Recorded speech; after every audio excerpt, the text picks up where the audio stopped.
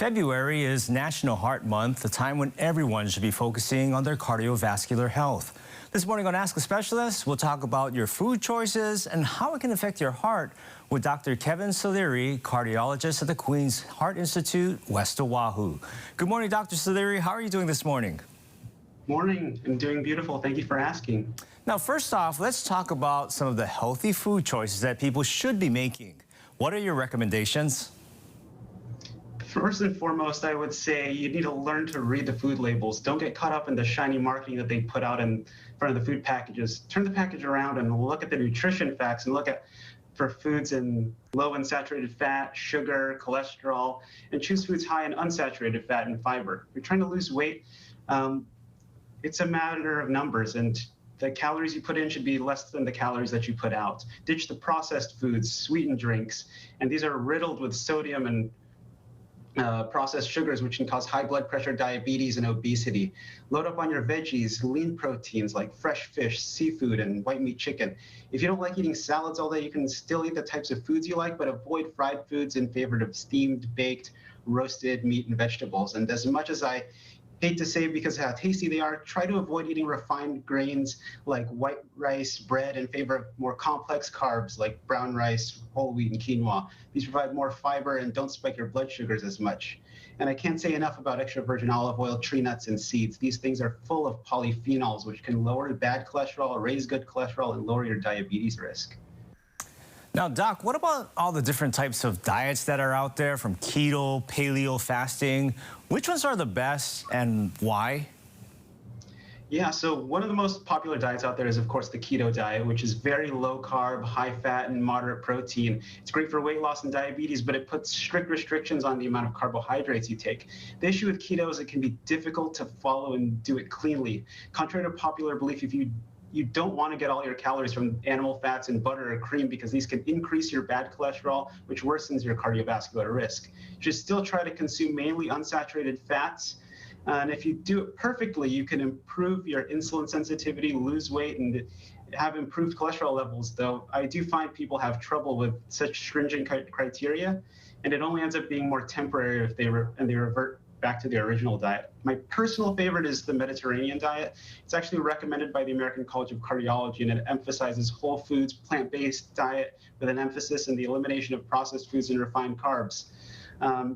Emphasis again also on the extra virgin olive oil as the principal fat source, with tree nuts, walnuts, hazelnuts, almonds, and eating lots of fresh seafoods, lean proteins, and vegetables. I like it so much because it isn't as restrictive, and I find that as you start eating these foods, your taste buds adapt and you no longer crave such salty or refined foods.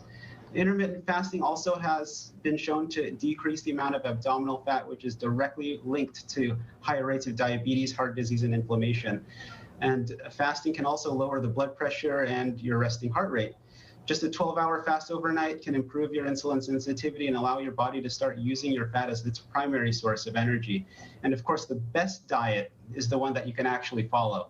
I generally don't like the word diet because it oftentimes people use it to describe a temporary change. Think of these food choices as more of a lifestyle change and healthy habits that you'll want to carry for the rest of your life. By doing so, you'll set a good example for your kids also and can end up with a happy and healthy family for generations to come.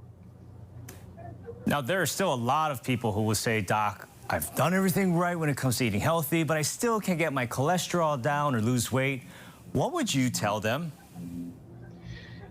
Eating healthy is only half the battle. As difficult as it may be to squeeze into our daily schedules, you should still try to get at least 150 minutes of moderate intensity activity each week.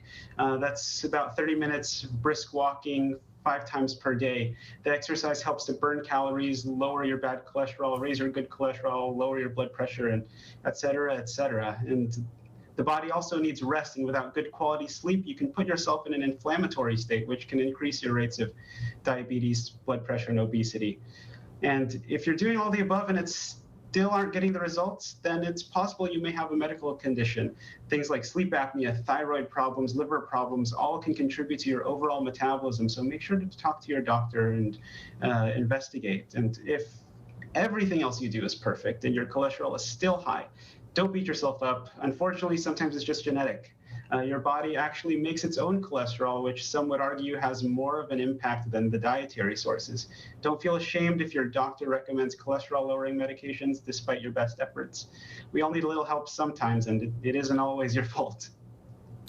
Now, to learn more about the services being provided by the Queen's Heart Institute, you can visit www.queens.org, click on Services, then click on Heart Care.